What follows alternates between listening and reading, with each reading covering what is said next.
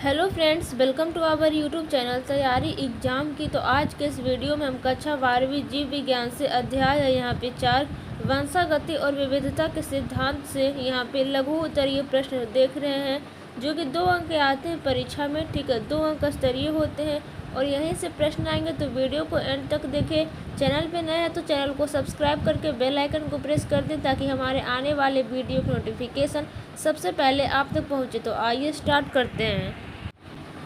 तो जैसा कि आप लोग देख सकते हैं, हम यहाँ पे आ चुके हैं principles of inheritance and variation. ठीक है, तो देखिए प्रश्न संख्या 1 क्या कह रहा है। दात्र कोशिका अरक्तता, यानी कि इसे सिकल सेल एनीमिया भी कहते हैं। तो इस पर नोट लिखें, और इस टाइप के प्रश्न एग्जाम में बहुत ज़्यादा आते हैं। नोट लिखें, संक्षेप में लिखें। ठीक है, तो इसको आप लोग अच्छे से देखेंगे। उत्तर हो जाएगा, यह अलिंग क्रोमोसोम लग्न अप्रभावी लक्षण है जो जनकों से संतति में तभी प्रवेश करता है जबकि दोनों जनक जीन के वाहक होते हैं। विषम युग्मजी इस रोग में छठे स्थान पर बीटा श्रृंखला के ग्लूटामिक अम्ल का प्रतिस्थापन वेलिन द्वारा होता है, जिससे आरबीसी के आकार में बदलाव आ जाता है। ठीक है, प्रश्न संख्या 2 है यहाँ पे। मेंडलीय विकार को 2 उदाहरण द्वारा व्याख्या करें। तो उत्तर में लिखेंगे यहाँ पे, मेंडलीय विकार मुख्यतः एकल जीन में बदलाव या उत्परिवर्तन द्वारा निर्धारित होता है। ये विकार उसी विधि से संतति में पहुँचते हैं जिनका अध्ययन वंशागति के सिद्धांतों के साथ किया जा चुका है। मेंडलीय विकारों की वंशागति को किसी परिवार में वंशावली विश्लेषण द्वारा खोजा जा सकता है। ऐसे 2 प्रमुख मेंडलीय विकार के उदाहरण हैं यहाँ पे हीमोफीलिया तथा वर्णांधता। ठीक है, प्रश्न संख्या 3 है यहाँ पे, क्लाइनफेल्टर सिंड्रोम क्या है। उत्तर हो जाएगा, ऐसे आनुवांशिक विकार वाले मनुष्यों में एक अतिरिक्त यानी कि एक्स क्रोमोसोम की संख्या होती है, अर्थात कुल यहाँ पे 47 XXY क्रोमोसोम हो जाते हैं। ऐसे व्यक्ति में मादा लक्षण भी प्रकट होते हैं। ऐसे व्यक्ति बांझ हो जाते हैं। ठीक है, आपको याद रखनी है।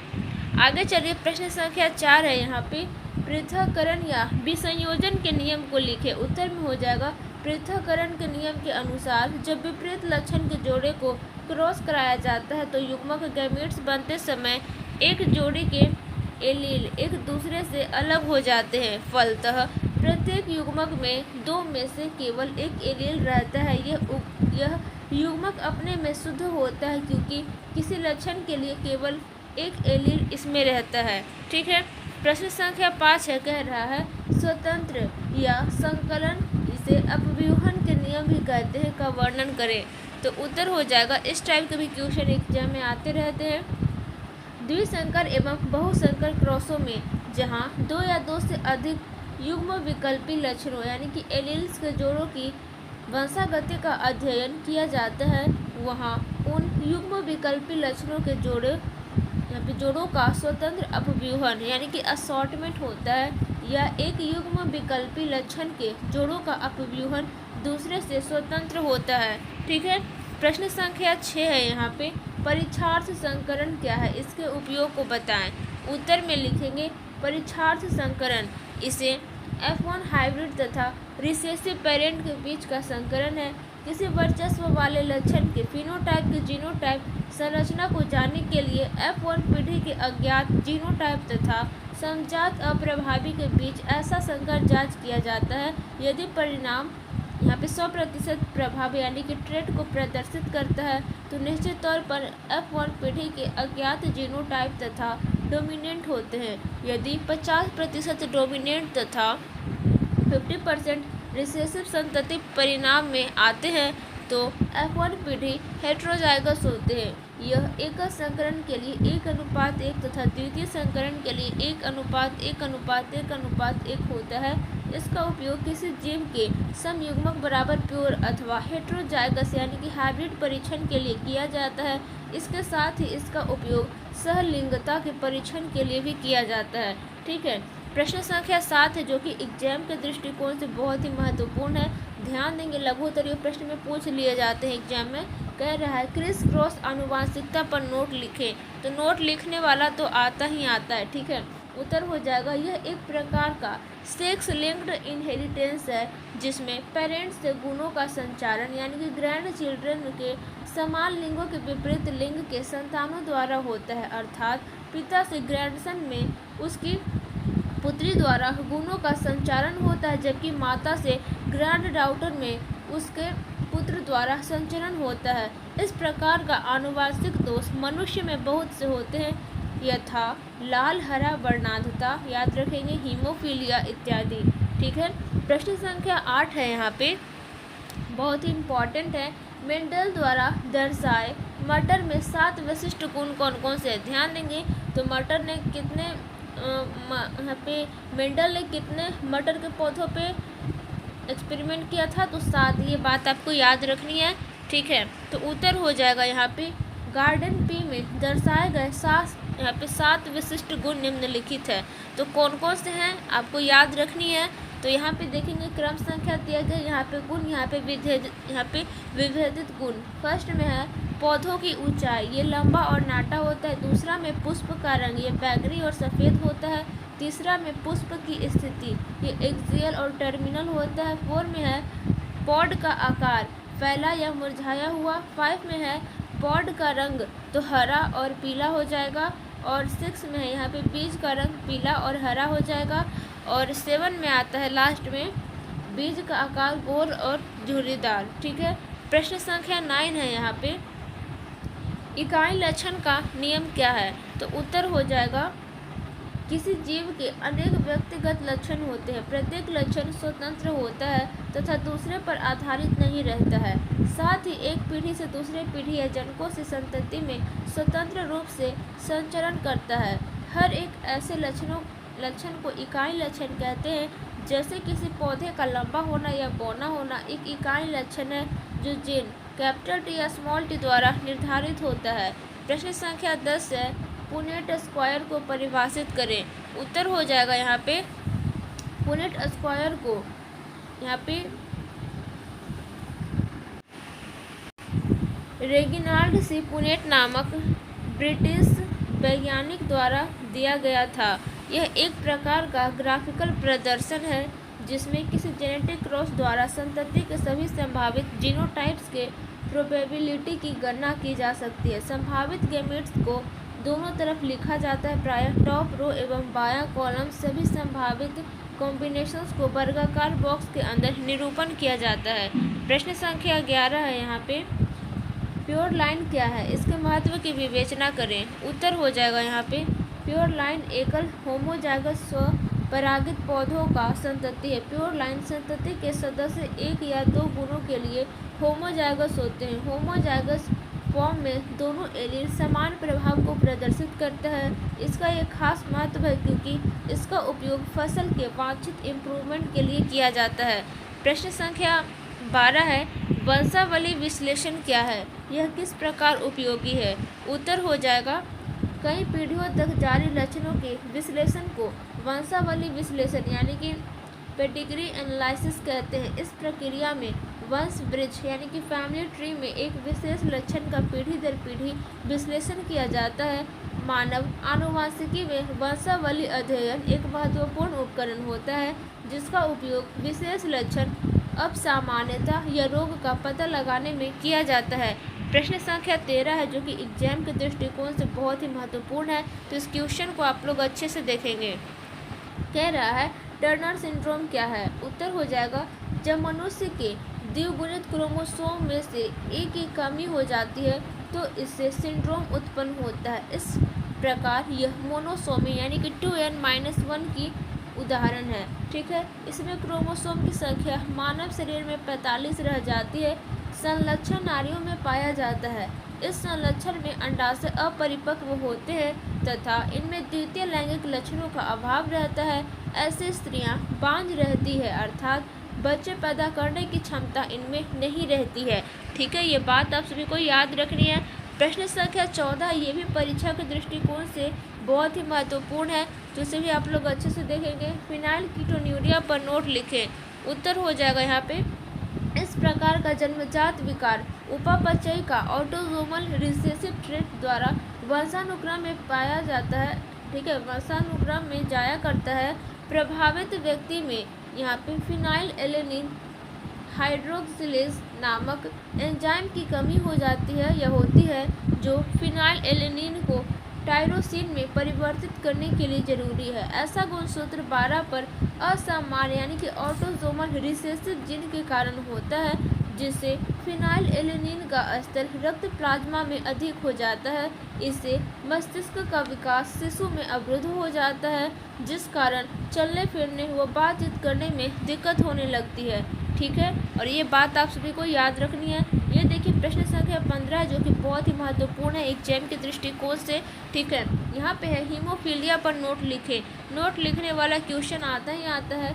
इसे ब्लीडर्स रोग भी कहते हैं। यह यौन संलग्न अप्रभावी विकार है। ऐसे व्यक्ति से निकला रक्त थक्का बनाने में असमर्थ होता है। फैक्टर 8 की कमी के कारण या फैक्टर 9 की कमी के कारण अतः ऐसे व्यक्ति रक्त की कमी से मर जाता है या मर सकता है। ठीक है, हीमोफिलिक जीन 10वें गुणसूत्र पर मौजूद होता है। प्रश्न संख्या 16 है। ये भी परीक्षा के दृष्टिकोण से बहुत ही महत्वपूर्ण है, तो ये सभी क्वेश्चन को आप सभी अच्छे से देखेंगे। ठीक है, क्वेश्चन कह रहा है यहाँ पे डाउन सिंड्रोम क्या है, इसके लक्षण तथा कारण की विवेचना करें। तो उत्तर हो जाएगा यहाँ पे डाउन सिंड्रोम गुणसूत्र संख्या 21वें के ट्राइसोमी द्वारा होने वाला मानवीय आनुवंशिक विकार है। ऐसे व्यक्ति एन्यूप्लॉयड होते हैं तथा इसमें 47 गुणसूत्र यानी कि 2n+1 होते हैं। ध्यान देंगे, आपको एक ट्रिक है।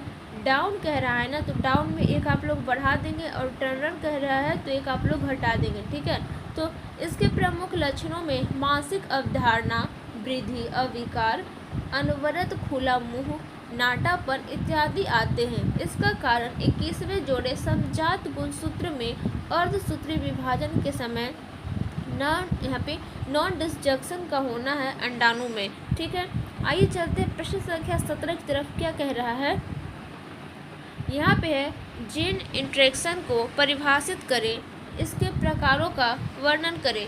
ठीक है, तो उत्तर हो जाएगा यहाँ पे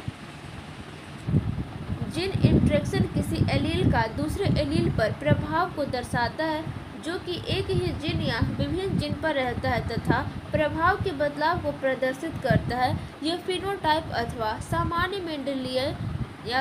मेंडेलियन अनुपात को दर्शाता है। यह 2 प्रकार का होता है।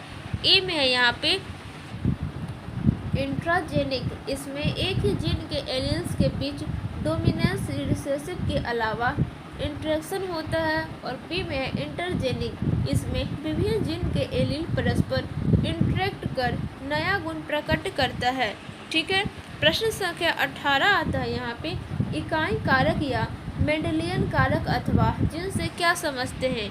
तो उत्तर हो जाएगा यहाँ पे मेंडेलियन कारक को जॉनसन में जीन नाम दिया था। ठीक है, तथा इसे आनुवंशिकता की इकाई कहते हैं, जो पीढ़ी दर पीढ़ी युग्मक द्वारा माता पिता से संतान में जाते रहता है तथा एक खास गुण को नियंत्रित करता है।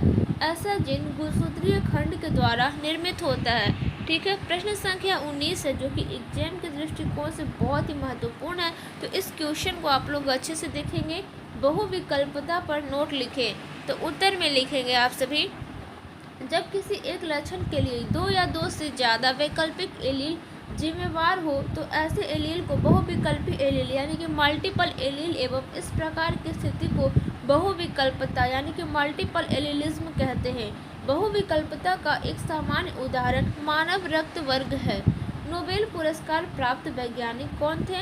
तो लैंड स्टेनर। ठीक है, ध्यान देंगे, जो लैंड स्टेनर थे इन्हें नोबेल पुरस्कार प्राप्त हुआ था। तो इसने सबसे पहले यह बताया कि मनुष्य के आरबीसी की कोशिका झिल्ली पर 2 प्रकार के एंटीजेंस होते हैं, जिसे एंटीजन ए और बी कहते हैं, जबकि रुधिर प्लाज्मा में 2 प्रकार के एंटीबॉडी स्मॉल ए तथा स्मॉल बी पाए जाते हैं। एंटीजन का निर्धारण रुधिर में मौजूद 3 प्रकार के एलील IA, IB एवं IO द्वारा होता है। ये बात आप सभी को याद रखनी है। आइए चलते हैं प्रश्न संख्या 20 क्या कह रहा है।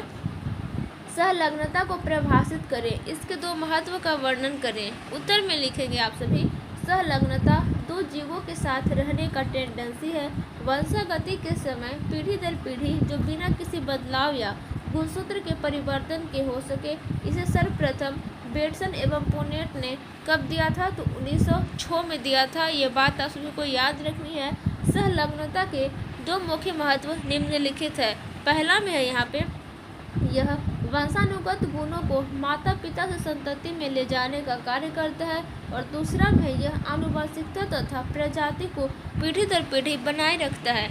प्रश्न संख्या 21 है, जो कि एग्जाम के दृष्टिकोण से बहुत ही महत्वपूर्ण है। तो इस क्वेश्चन को आप सभी अच्छे से देखेंगे। कह रहा है सहलग्नता समूह पर नोट लिखें।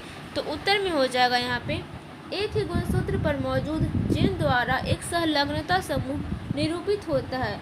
विनिमय यानी कि क्रॉसिंग ओवर को छोड़कर ये साथ साथ वंशानुगत होते हैं। यह गुणसूत्र के कोरस्पॉन्डिंग होते हैं, जिस पर रैखिक क्रम यानी कि लाइनर सीक्वेंस में जीन संलग्नित होते हैं तथा साथ साथ आनुवांशिक होते हैं। ओके, प्रश्न संख्या 22 आता है यहाँ पे, उत्परिवर्तन का कार्बनिक विकास में योगदान की भूमिका का वर्णन करें। उत्तर में हो जाएगा ह्यूगो डी वेरिज। ये बात आपको याद रखनी है। नामक वैज्ञानिक ने अपने अध्ययनों से यह सिद्ध किया कि जीवों के विकास में उत्परिवर्तन की मुख्य भूमिका है। उनके इस सिद्धांत को उत्परिवर्तनवाद यानी कि म्यूटेशन थ्योरी कहते हैं। इसके अनुसार उत्परिवर्तन पितरागत होते हैं और जीवों की नई जातियां इसी के फलस्वरूप फलस्वरूप पैदा होती है। उत्परिवर्तित जीवों में प्रतियोगिता होती है एवं जो जीव वातावरण के अनुकूल रहते हैं उनका प्राकृतिक वर्ण होता है, यानी कि प्राकृतिक चयन होता है, एवं अनुपयुक्त उत्परिवर्तित जीव नष्ट हो जाते हैं। लेकिन इनका मानना था कि नई जातियां सतत विभिन्नताओं से नहीं बल्कि उत्परिवर्तन से पैदा होती है।